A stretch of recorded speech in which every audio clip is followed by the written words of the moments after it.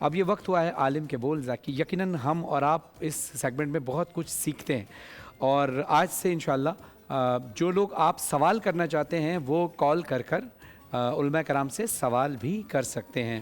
آج کا ہمارا موضوع یہی ہے جو ہم نے ابتدا میں آپ کو بتایا تھا کہ اسلام میں صرف رمضان کے اندر صرف عبادت ہی نہیں، صرف تقوی ہی نہیں، بلکہ سخاوت کا بھی حکم ہے، لوگوں کی مدد کرنے کا بھی حکم ہے، صدقہ و خیرات کرنے کا بھی حکم ہے. تو ہمارے ساتھ جو علماء کرام موجود ہیں میں ان کا تعارف کراتا چلوں. ہمارے ساتھ موجود ہیں جناب پروفیسر محمد یونس صاحب. السلام علیکم ورحمۃ اللہ وبرکاتہ. اور دوسری جانب ہمارے ساتھ موجود ہیں جناب محمد زاہد اسلم صاحب. السلام علیکم. وعلیکم السلام. کیسے مزاج ہیں؟ ٹھیک ہے، خیریت سے؟ الحمدللہ. اور تیسری شخصیت جو ہمارے ساتھ موجود ہیں وہ ان کو آپ بول ٹی وی پر دیکھتے ہیں، لیکن آج آپ ان کو اسپیشلی دیکھیں گے. آج بڑا اچھا خوبصورت لباس زیب تن کر کے آئے ہیں جناب ابو محمد صاحب. السلام علیکم. وعلیکم السلام. کیسے مزاج ہیں؟ الحمدللہ. آج تو ماشاءاللہ آپ خوب پہلے سے مزید زیادہ. والصلاة والسلام علی رسول اللہ وعلی آلہ وصحبہ اجمعین وبعد. قرآن مجید مومنوں کو اللہ کی راہ میں خرچ کرنے کے لیے ابھارتا ہے. اللہ رب العزت فرماتے ہیں یا ایھا الذین آمنوا ارکعوا واسجدوا واعبدوا ربکم وافعلوا الخیر لعلکم تفلحون. اے ایمان والو، اللہ کو سجدے کرو، رکوع کرو، اللہ کی عبادت کرو، اور اس کے ساتھ نیکی کام بھی کرو. جی. اللہ کی راہ میں خرچ کرنے سے اللہ مال میں برکت دیتے ہیں. رسول اکرم صلی اللہ علیہ وسلم نے فرمایا کل مؤمن تحت ظل صدقتہ یوم القیامہ. جو ہم اللہ کی راہ میں صدقہ کرتے ہیں، ہر مومن اپنے صدقے کے سائے تلے ہوگا قیامت والے دن. جیسے قبر سے اٹھے گا، اس کا وہ صدقہ جو اس نے اللہ کے نام پر دیا اس کے لیے سایہ بن جائے گا. اور رسول اکرم صلی اللہ علیہ وسلم فرمایا واللہ ما نقص مال فی صدقہ ما نقص صدقہ فی مال. اللہ کی قسم، رسول اللہ کی قسم اٹھا کر کہا، حالانکہ آپ ایسے بیان فرمائے بہت، اللہ کی قسم صدقے سے مال میں کمی نہیں ہوتی. پھر اللہ فرماتے ہیں وما آتیتم من ربا لیربو فی اموال الناس فلا یربو عند اللہ وما آتیتم من زکات وما آتیتم من زکات. جو تم اللہ کے سود پر اپنا پیسہ دیتے ہو زیادہ ہو، اللہ کا زیادہ نہیں ہوتا. اور جو اللہ کی راہ میں تم صدقہ و خیرات کرتے ہو اس سے تمہارے پیسے زیادہ ہوتے ہیں. اولئک، یعنی اللہ تعالیٰ ہمیں بتا رہے ہو اپنے پیسوں کو زیادہ کیسے کریں. ماشاءاللہ. ایک کال ہمارے ساتھ موجود ہے، اگر آپ اجازت دیں تو کالر سے کال لے لیں. السلام علیکم. السلام علیکم. وعلیکم السلام. جی میری بہن کہاں سے بول رہی ہیں؟ کیا نام ہے آپ کا؟ صبا بات کر رہی ہوں کراچی سے. جی صبا فرمائیے. فرحان بھائی میرا ایک سوال ہے کہ کیا روزے کی حالت میں لپسٹک اور چپسٹک لگا سکتے ہیں؟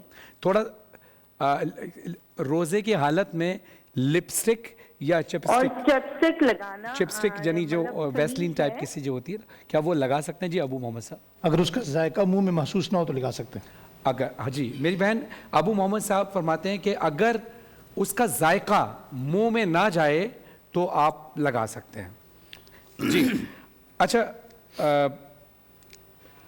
اعجاز اسلم صاحب، حدیث میں سخاوت کی کیا فضیلت بیان فرمائی؟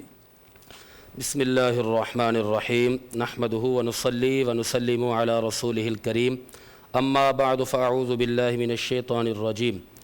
شعب الایمان کی حدیث ہے، حدیث نمبر 10,875 اور 10,876.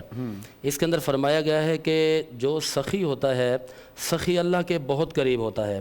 اور یہ بھی فرمایا گیا کہ سخاوت جو ہے یہ جنت کی ٹہنیوں میں سے ایک ٹہنی ہے.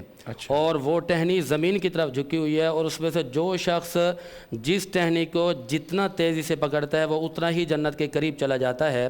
اور رسالت مآب صلی اللہ تعالی وسلم نے ارشاد فرمایا کہ سخاوت کیا کرو کیونکہ سخاوت کرنے والا اللہ کا محبوب ہوتا ہے. اور اس کے علاوہ قرآن کریم میں بھی متعدد مقامات پر سخاوت کی طرف رغبت اور شوق دلایا گیا ہے، اور یہ بتایا گیا ہے کہ جو سخی ہوتے ہیں وہ اللہ کے محبوب ہوتے ہیں. اور سخاوت کرنے والوں کے جو فضائل ہیں وہ قرآن کریم نے بیان کیے. مثل الذین ینفقون اموالہم، کہ جو اللہ کی بارگاہ میں خرچ کرتے ہیں. اگرچہ یہاں پر زکوٰۃ اور لازم صدقات کی بات ہے، لیکن ہر بندہ جو کھلے دل سے فراخ دلی سے خرچ کرتا ہے وہ اللہ کا محبوب ہے. اور نبی رحمت نے ارشاد فرمایا کہ خرچ کرو، خرچ کرنے والے کو اللہ تعالیٰ اپنا محبوب بھی بناتا ہے اور وہ جنت کے اعلیٰ ٹھکانے پر بھی فائز ہوتا ہے۔ ماشاءاللہ ماشاءاللہ۔ ابو محمد صاحب بڑا خوبصورت ایک سوال ہے، وہ کہ کیا صدقہ اور خیرات صرف مالی صورت میں ہی دیا جا سکتا ہے، اس کے اور بھی طریقے ہیں؟ بسم اللہ الرحمن الرحیم، بہت خوبصورت سوال ہے۔ صدقہ اور خیرات کی بے شمار صورتیں ہیں۔ اچھا، ضروری نہیں ہے کہ آپ مالی طور پہ دیں، اگر مریض ہے تو اس کو پیسوں کی ضرورت نہیں ہے، دوائی کی ضرورت ہے، دوائی کی ضرورت، میڈیسن کی ضرورت ہے۔ صحیح۔ اور اگر کوئی ننگا ہے، پاؤں سے ننگا چل رہا ہے، تو اس وقت آپ اس کو جوتا لے کر دیں، وہ صدقہ سب سے افضل ہے۔ تو صدقے کی یا خیرات کی موقع مال کی مناسبت سے جو ہے وہ کیفیات بدلتی رہتی ہیں۔ آپ نے بہت خوبصورت عنوان چھیڑا، میں اس عنوان سے صرف ایک جملہ کہنا چاہوں گا، اور وہ جملہ آپ کے دل کو بھی لگے گا اور جو سنے گا اسے بھی لگے گا۔ ہماری جو شریعت نے اصول بتایا نا، وہ بڑا آسان ہے، بڑا پیارا ہے۔ وہ کیا ہے؟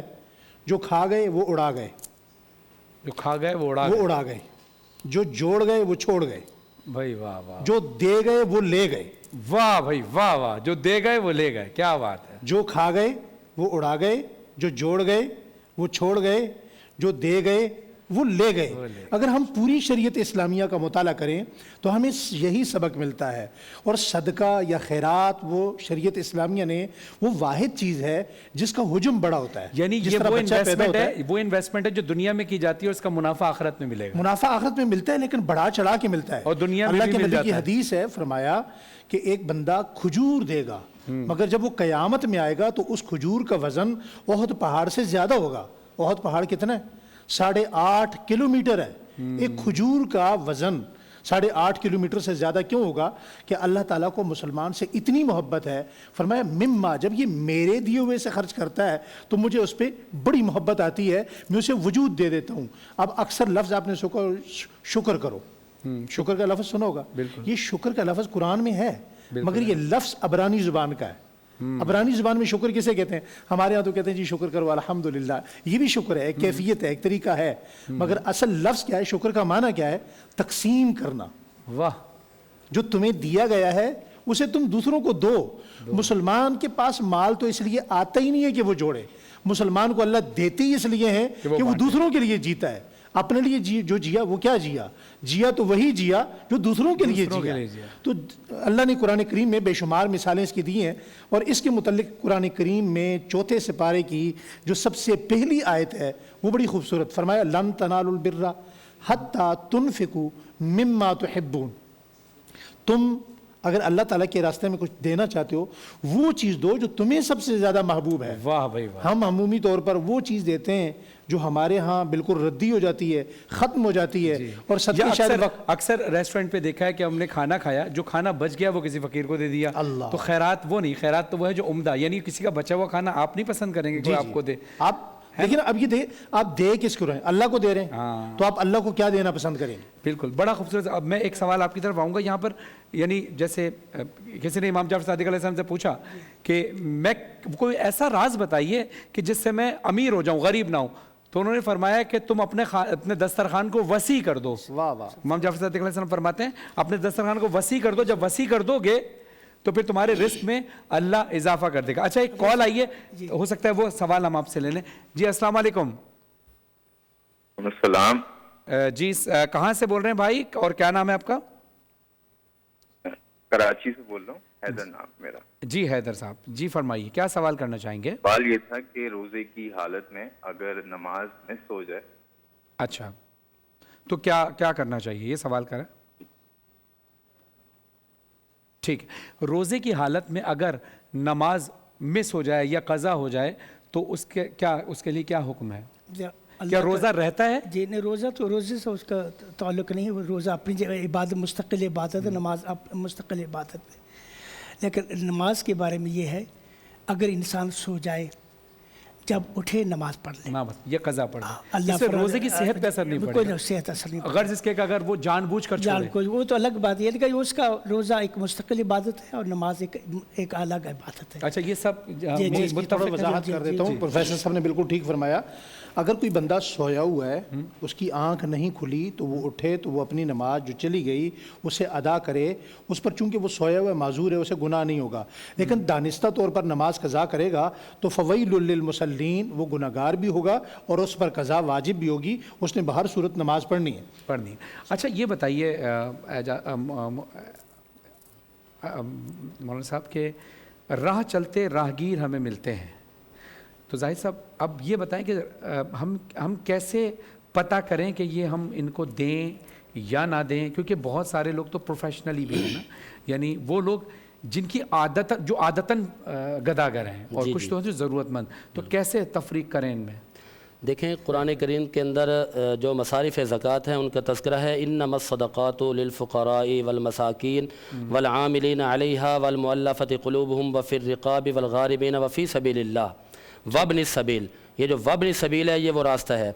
अच्छा, रास्ते से मुराद ये भी है कि जो मुसाफिर हो। अच्छा, शरई सफ़र कितना होता है, कौन मुसाफिर कहलाएगा? आप यहाँ पर देखिए कि हर बंदा, हम तो सफ़र में हैं और हर चौराहे पर, हर चौक पर हमें इस तरह के लोग मिलते हैं। अगर आपने वाजिबा सदक़ात निकालने हैं या ज़कात देनी है तो आप ज़रा इसकी छानबीन करके तहकीकात करके अगर दें कि सामने वाला मुस्तहिक भी है कि नहीं है। और अगर आपने बग़ैर किसी तहकीक के ऐसे दिया, आजकल तो फ़ैशन बन गया है, तो इसलिए इस्लाम के अंदर ये अहकाम आते हैं कि जब आप ज़कात निकालते हैं या सदक़ात निकालते हैं तो सबसे पहले अपने रिश्तेदारों में देखें, ताकि आपको पता होता है ना उनके हालात का कि हमारे रिश्तेदारों में या करीबियों में या दूर के हमसायों में, करीब के हमसायों में कौन ज़्यादा मुस्तहिक है।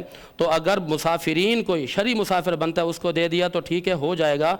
और अगर सफ़र में कोई बंदा अगर अपने वतन में रहता है तो वो लाखों पति है, लेकिन सफ़र में कोई परेशान हो गया है तो मुसाफिर को दिया जा सकता है। अच्छा, इसमें कोई फ़िक़ही इख्तलाफ़ात हों तो आप भी उसमें आप अपने मकतब के हिसाब से यानी क्लियर कर सकते हैं, ताकि जो देखने वाले हैं उनको आसानी। जवाब सही किया उन्होंने कि जो पेशावर बिगारी है उसको नहीं देना चाहिए।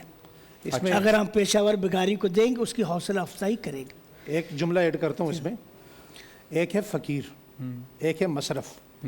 गदागार जितने हैं उन्होंने रूप इख्तियार कर लिया है फ़कीर का, वो मसरफ़ वाले फ़कीर में नहीं है।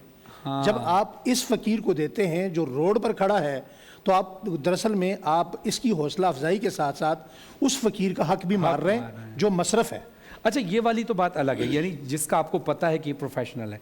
अच्छा, कई जगह पर ऐसा होता है आपके पास वक्त इतना नहीं होता, और कब इंसान के ऊपर भी अल्लाह ने कुछ सलाहियतें अता फरमाई होती हैं कि वो पहचान जाता है, लेकिन कभी कभी वक्त इतना नहीं होता, हम नहीं पहचान पाते कि ये इस बात का हकदार है भी या नहीं। तो यहाँ मैंने एक मौला अली अलैहिस्सलाम का कॉल पढ़ा था, यानी इसकी अगर आप डिटेल में जाएंगे तो इसमें हरगिज़ ये नहीं कि किसी प्रोफेशनल की आप हौसला अफजाई कर रहे हैं और किसी का हक मार रहे हैं, लेकिन अगर बहुत कम वक्त है, आपको पता नहीं चल रहा, तो मौला अली अलैहिस्सलाम फरमाते हैं, मैं आपसे तालिब इल्म होने की हैसियत से आपको सिर्फ सबक सुना रहा हूँ, जो मुझसे छोटे हैं उनको ही पैगाम दूँ कि मौला अली अलैहिस्सलाम फरमाते हैं कि अगर तुम्हारे पास है तो तुम दे दिया करो, ये मत सोचा करो ये हकदार है या नहीं, क्योंकि अगर वो हकदार हुआ तो अल्लाह तुम्हें वो देगा जिसके तुम हकदार हो, और अगर वो हकदार नहीं था और तुमने उसको दे दिया तो अल्लाह तुम्हें वो भी देगा जिसके तुम हकदार नहीं हो।